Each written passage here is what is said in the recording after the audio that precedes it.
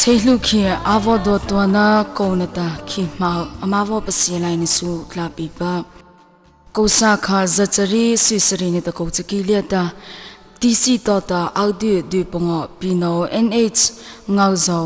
pino NH maikli pupa NGB ha pupa S lota na ta pupa S lekha zita atama ta chelu khiru lailei po ti kholia ta zwenau be pa panau le pata arula ta kokha amavo yutwa he sunia mu unau ta pino NH ngauzo ta zwenau be pala ara chole ta khi so opata ra vhiata zwenau be pata avo pasai to ta kosa kha zachari na ta kosu chari patota kosa kha zachari na ta kosu chaki pa li koleta khi a I pata mavo padwa twana suzu cha mu phia khi he khi maulian heta kosha wa uita he khi leta am unau ne heta siata tota pupa thanau cha chai pupa sa ko cha chai pupa ria o cha chai pupa tulai no sha pupa vazai no sha pupa lai chai no sha ne ta pupa ngodo mi hlozu azuita amzu dwata audio du sho le na ta khi amavosa like a thaki kosa kha zachari ne ta ko su chaki patota kosa kha zachari su chaki ne ta ko tho bali kalyata mu phya khi tota like a tha khi maule ta ko tho cho khi sapata mavo u he khi maule ta am u chota auto aso pazu cha ngauzo no sha es lekha lai chai no sha mai khle no sha ria o cha chai ngodo mi hlo beha ngalau chau lulai no sha es lota vazai no sha zu he amacha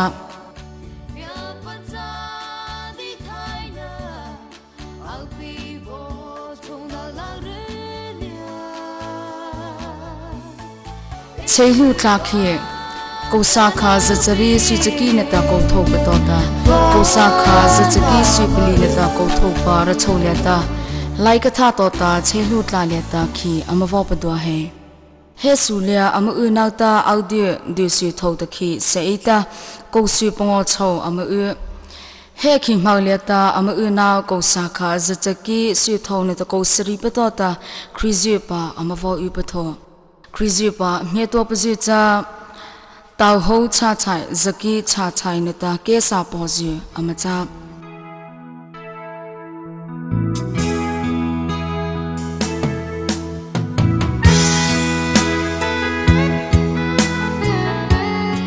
razai pakhi kosa kha zachaki supli ne ta ko tho patota kosa kha zachaki supongo ne ta ko sri palyata cheilu tlakhi khi mau tota razai pakhi lata avo pasi heita he khi mau leta ko sho le pali tlakhi amavosa audio cho si thoklai ama phahaba he leta ma una kosa kha zachaki supongo ne ta ko khapata onanau pa pitau pa padwa pa chata achina outwa pacho he koli lolian he ta padwa pa acha onanau pa apadwa tu pe he tau ho cha chai chata onanau chi thatu pa me to pazu cha via shu su hli ho tu pa na ta secretary apako lai cha khaimi chho macha mathu shalo chho macha sha tho khaime chho khi chho macha na ta ke ho chi khi chho macha zu amacha kosa kha zachaki supli ne ta kochari palyata primary school padwapa chata village council cho kosa kha zachaki supongo ne ta ko pongo palyata padwa hashapa acha village council member me to pasu NT Chaklo VCP B Khalo member Ketletha secretary Keshaki Tlaopa H Matthew member Zinau bepa ngothu sapachon su hesule heta kosa kha zachaki supongo neta ko sri betota kosa kha zachaki suchari neta ko chaki likaleta khi vose heita audio di supongo neta ndi pongo zita khi amasala hesule ta khi amasana heta middle school cho vo nei ha eta Kosa kha zachaki susari ne ta kona palyata middle school hai padwa pa acha chelu khe Kosa kha zachaki susari ne ta kochaki to ta atama ta imuna chelu khe la hai aza pase pa chapita Kosu thona imam ha hai tana acha Kosa na ne ta ko thopata primary school to MT Tiatlu primary school at present padwa pa chata Audi di zakha na ta di tho na ta malu zacharu na ta pasho le pungota he khi le he khi imasahai Zinau bibele ta rahia padakhi imsa to ta hisa pata atama he ko zakha na ta si tho na ta ko chaki ta uthe pa acha ha tana acha sana pasarili no la dati na pathisa lo du na zo mo tova laila ha ze he ho lo ni a tu ba Lepakha he cheilu ra leta ma na achi ko pasakha chata lana manong mo posi dai ti le ta cha he hon he ta athati amare ti Kliatlu khaso heta so chano mi phako pa ne ta atlai ko pa he ra chei pa khaso je twa shi le ta cho apalai khe ko pa neita cha khaso zwano cha ko pi so cha po pa u thei pa le pi cha ta ko he ita no vo kwa thai Kliatlu khaso zalita aso chano no nei chok no kya no pa cha ta le di do po pa ta kha cha a no ha pa wa ta Zavako ro paliata sopi khasota amamang no azakia no pachata avodo pa acha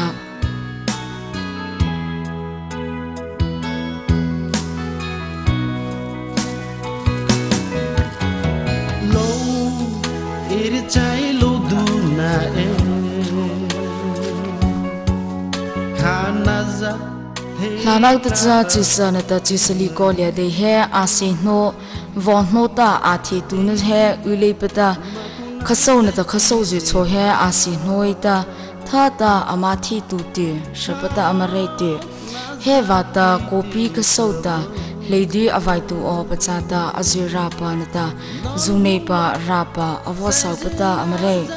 Kosa kha zachaki sicharu na ta kochuru leta mora abwa to na khata azira pe he mo pa u khole pata zunei pcho he kosa nang na ta kopali tai na khata he lephakha cheipa le heta mo pa uta he re chou to de kwa mo pa u kho shave sai chat rai thi din on lo si no vo kwa thai he pacha Lepakha kho zapwana ke len heta thakokpa adwa pa uta he azira pa utin su hota re pa acha Lepakha thati he kosa kha zachaki ne ta sinaw leta pino shri ko no chelu alwana mu pato ta bhnau pa chata naw a achi ko pa sakhacha Pino shri ko no alwana amau na na khata he thako he ko zanau hle apha ha pa hota are chakhya cha atama cha ko zo thle apha ha ba o pata pa cha pa achana ta he tha he fit kha square day phata alai vian ni no rai mawa pa uve Lepakha lokho he mela vele na cha alokho len he ta pazu tabala na nang pa Chakelu hota alu upzu chavilu hota alu upzu parilu hota alu upzu taita upa acha he pacha mosala Zavata chano chaha pazu cha ta cha he lokho leta angyanga opaji cho cha tu ve Lana vieta cha he lepakha rulia heta vati pati ko be lepa alautu Zavata hera leta Pazu pavo na tarasa zucha vati pati niyo pata amavo pangai tu Tama cho so na ta chawa dai ti le ta cha vati pati he lau tu ta nau pi dai ti le ta dei kwa haba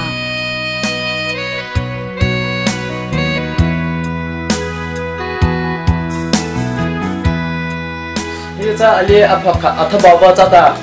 จุฬาเล่นที่ตาอะไรผักขาจ้าเอาตาที่ร้านนี้ที่ตาอินโฟเกียวจ้าตา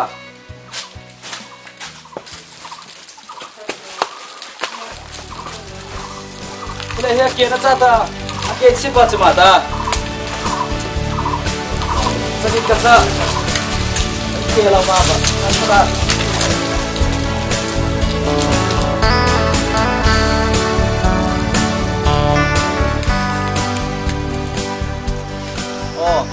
ลีปะขะอาจุจ้าโกตุบาปิดาคีลาเลตาอาซาลาคีโนอาสเกโนตาลาปีอามาสนาจ้าตาคีลาโตกิตาพานิดากีเดนซาคีอัมเฮบาซูปทาวเลนเฮตาสเตปฮีอาลูอัปราวตาลาสินพงอาซาบาสเตปตาอาลูปราวทาฮีคีเลนเฮตาเอาตาคีลาโตกิตาคีเลตาคีกูร์ซูโตกิตาจับตะเกลามาตาHile he zap zela mata hiler thuta hita auta hile la thanga sa bauta tamha chu he azab zena usa ala ki ko tar khabauta alodi kitsa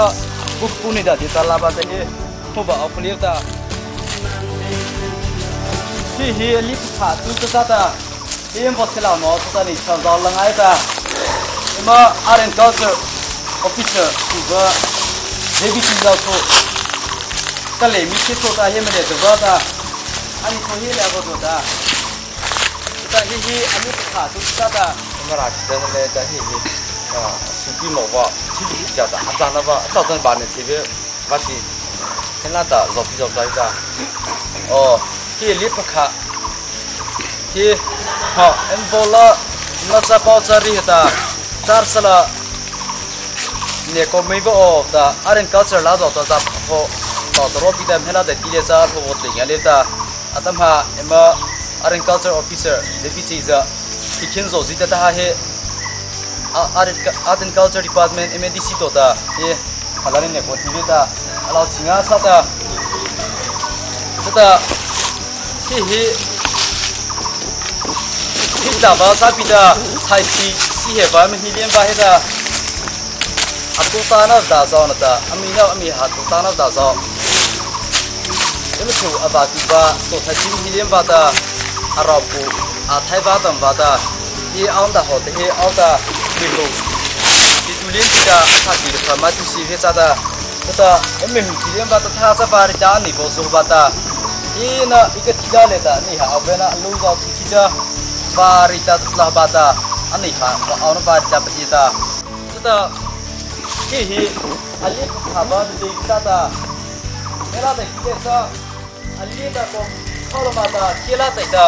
ลาบหัวตาซ้ำหัวแต่ละให้เข้าตาลาบงาซาเวลให้เอาตาอาจจะข้าเป็นเลยตาสเตปหัวตาลูกนี่พูดถูกตาปฏิตาลาบเวลาเอ็มนูนเต็มโฟเอ็มนูนโฟซอดซาเลมาตา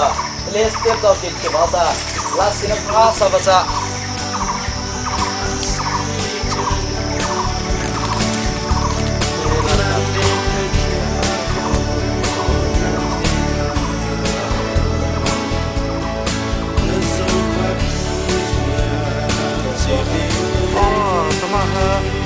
你不看到他，你走黑着，嘿，简单的走那来路的啥的，嘿，你不走那来路干嘛这的？啊，咱不路用穿到太着好呗。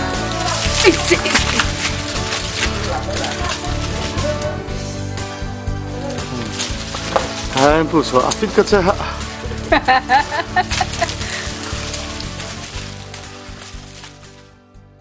ราคาตลนลีเฮจะว่าตีซีจะว่าเลียตาตีลีมังเมียค่ะจาตาเฮตีลีเฮเลยพะค่ะนาดีรีเลียตอุปาอาจาเฮโกรชาวเลียตาตีลีอาทุใจป้านตาอาดักเสใจป้าอาจาอาเกียเลียตาบุปีพะกอป้าอุตาเฮบุเลียนเฮตะโกปีขสาวตาอเมอจะเกียอปาจะดีตาอเมอโนนาหาโตนจาตาราคาอมตลนสูอาจาปวาตาอาเกียเลียตาตีลีมังเฮราคาตลนลีตปตาบิบาอาจา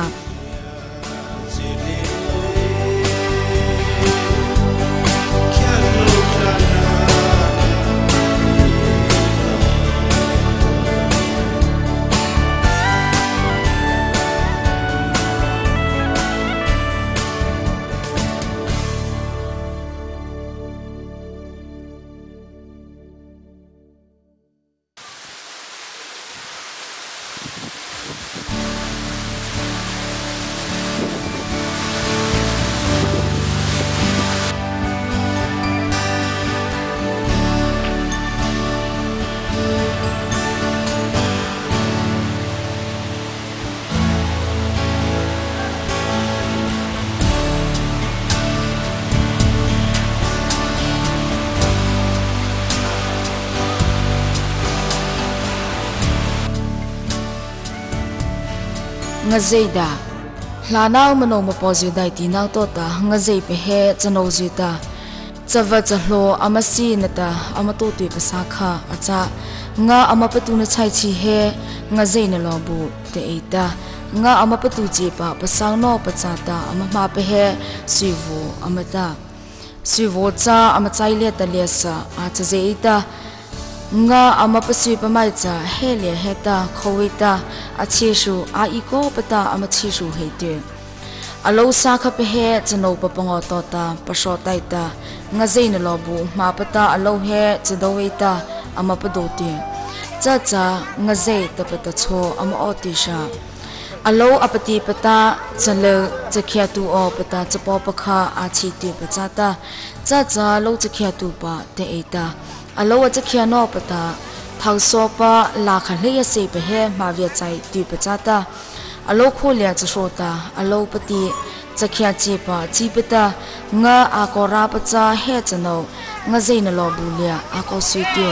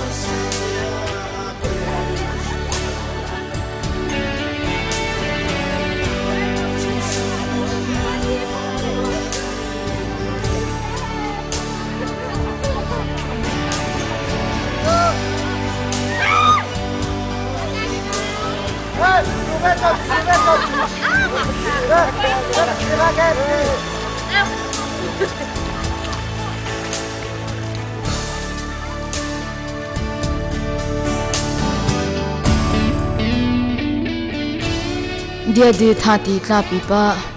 dia du he chelu raleta lukota asona imho panahla ta cha voloji cha ta ma via chai pa acha te ko sa na ne ta ko sho lina to ta asona panau patho pa cha ta imzo to na cha ashaw pata kezi sakhata klo sunaw ne ta klo pongo ne ta naw silia pa cho chi pata kezi sakhata klo zanaw ta zwa patho pa acha Koucherita ama asa veli mata atama cha ashaupa kezi sakha ta klo swipli nita pachoche pa kezi sakha leta close pali ta zwapa acha ho chelu khi dia du ni klonata imavo ma pathona tlapi pa kosana nata kosho lina ru cholia cha chi sa chi tanga la ta vo bo ba khe ita daiti vosivia laita he ho palata apahapa vopo via lai pita kosana ne ta ko sho li pongo pa avo pe hi to cha chusa lu vieta amavo bo ba khe ha atama de kwa akhi pi ta the ho pata ima wa khe ho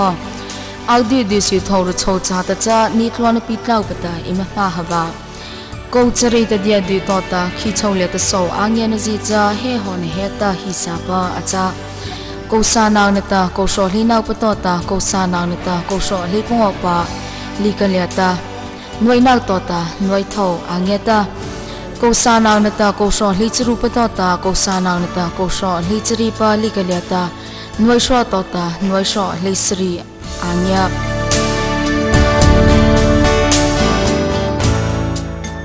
mau pakhata atha ta imra chaileta cheipa achali khota akhi pita society pedwa pata vcg malanarelia ta sikhe haipa acha tamha he de do society ralenda opita e chilu sojota ima income imsun ho imla pange channel susata atamha he de do imalan tota kulturu mo phacha helita zaku sanineta history ganata history likole khata deta imzana tota su impupang ngevza lak so history chata atan ha he suicide gira he chata hala mo he impu kha ho heta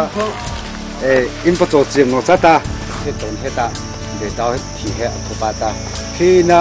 chakhina ta mara rini ta ta he suicide gira he uwa chata dia du he abiapa imzua pade chale pata athei cho zwapa chata chi he ta ta sai chata imme khe cha he chi he amu khe ta to pongo zupita atin lata teltin me khata sa khan zapangon ta sanil kota muzolama wacha he the to no he aku to anhale pangai wacha de daw he aku le pangai cha ta achi he li let lawa ma khlama wacha he to he ta he le pachui ta he de do achi ta malai la na wacha azwan liata boni uli pata Myanmar tota amazalati dia di cheidana ta pachoda abialai pacha akho chia pata bia hota lawpa chata achi he china chi khapacha chame hota o chita achana ta lapta pachopita chatota pari hepa acha chi ke hepa bia hota akau kothota anna apathya hanata anna le heta athei apathe akau he aroha nata achi cha hawata achi cha chi pacha bia hota emelawli lo he achi de kwa pathai ko pata thlauda ma ho opa cha pachoda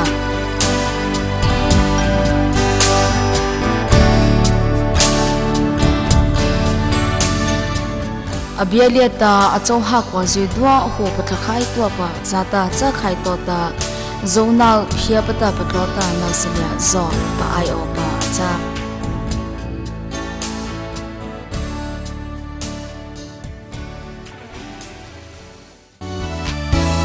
Tliatluka hati Tliatluka he chailu khilu chongle te upa chata marara le ta class sa chai pa shri le ta sakha acha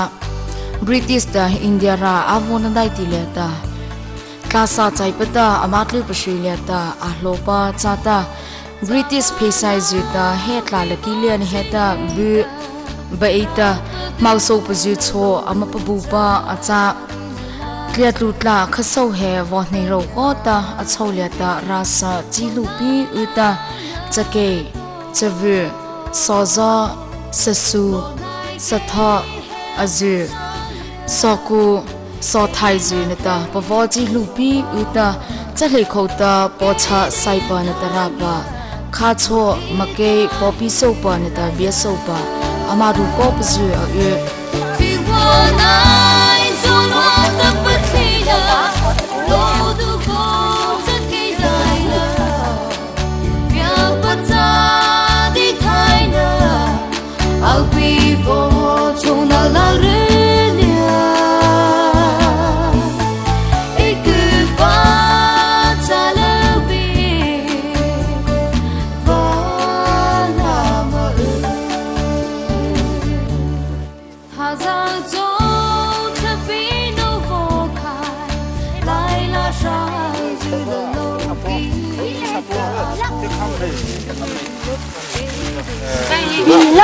Suga jadi kasatu. Milo, hehe. Bateri saka nak serika. Saka serima macam he bateri poka. Hehe. Tahu hela diran dia tak. Muma. Oleh bola maksimal ni.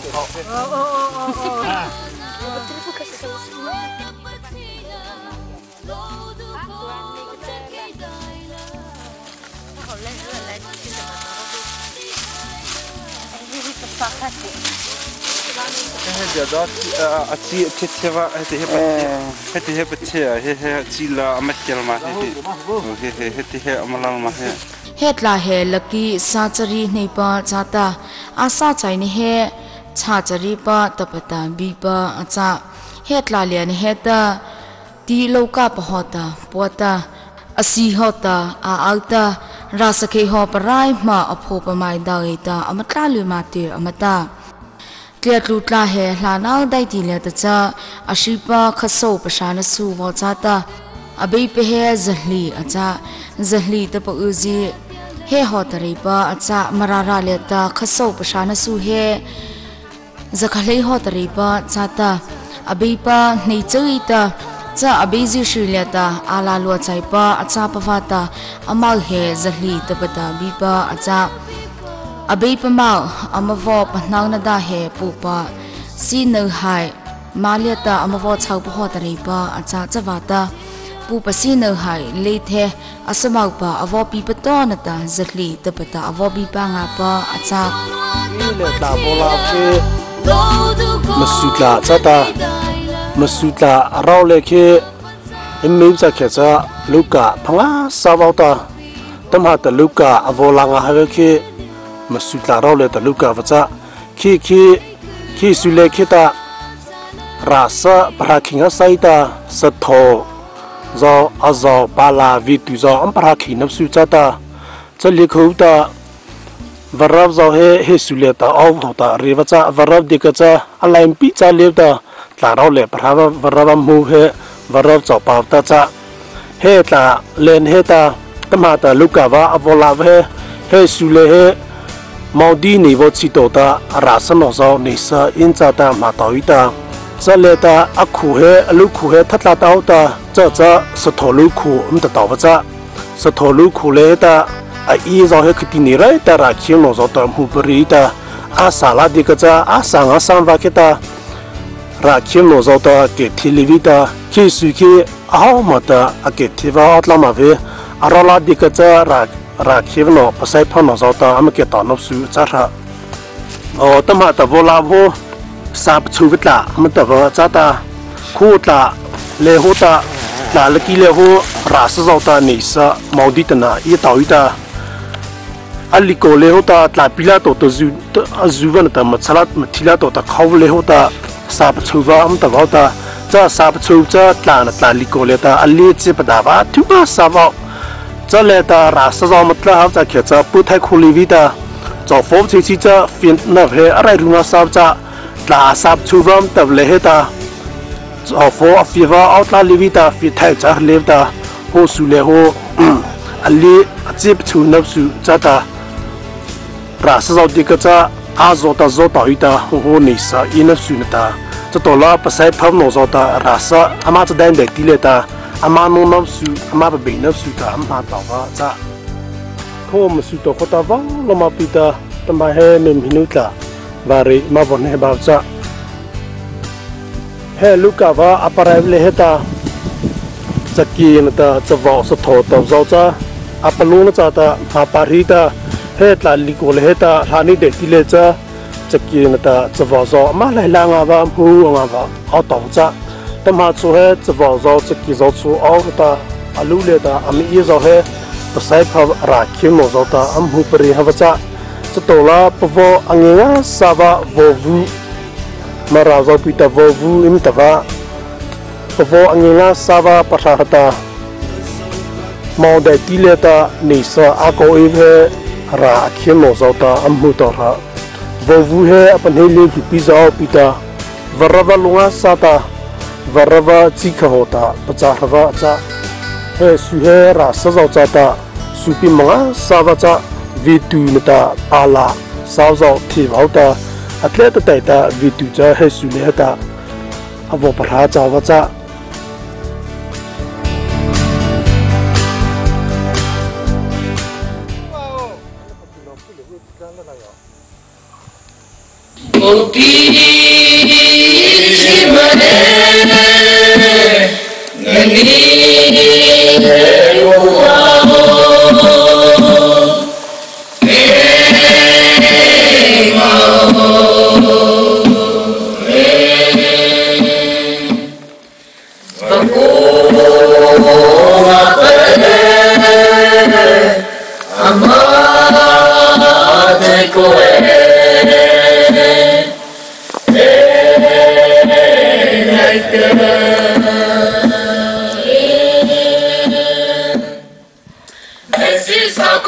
ma ata ta khela ti do ko ti ra ko sana ta mo asa na lu an ha bi bu ko bi atu sala ko si to pa Emela gantale asa mi pake ani kitara pa asa fana Ile kule mo apala mola no Tizata mata se bakalina Ebi mo ode kitu alana Tukana mili tatane ila Nesi sabata ma ata bakena Tido puti hako sanata mo Asa anha lu anha bibu ka Tobi atu salam matasi topa Nale azami pake Ani chara pa azabale Ibya pule ho apala polo Kitata mata se patagina Baby more the kitu adala Nakana mene kasani gina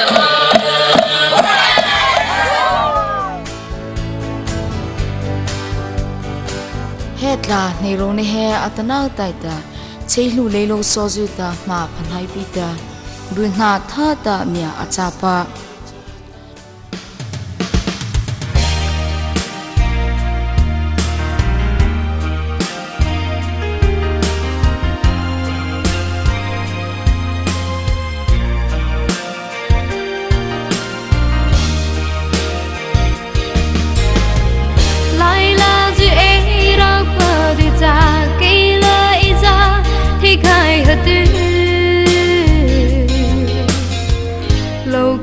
Pata aku nasu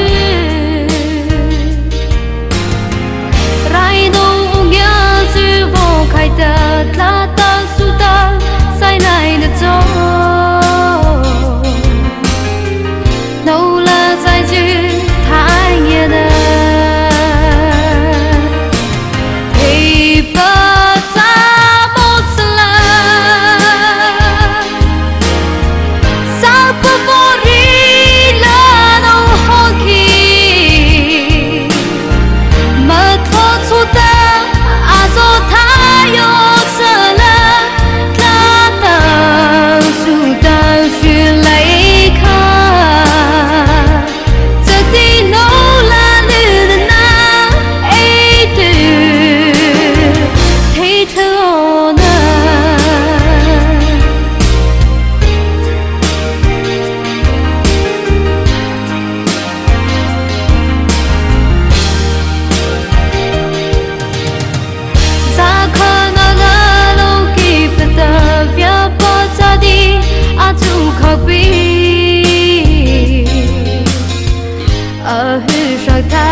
anh em ở phía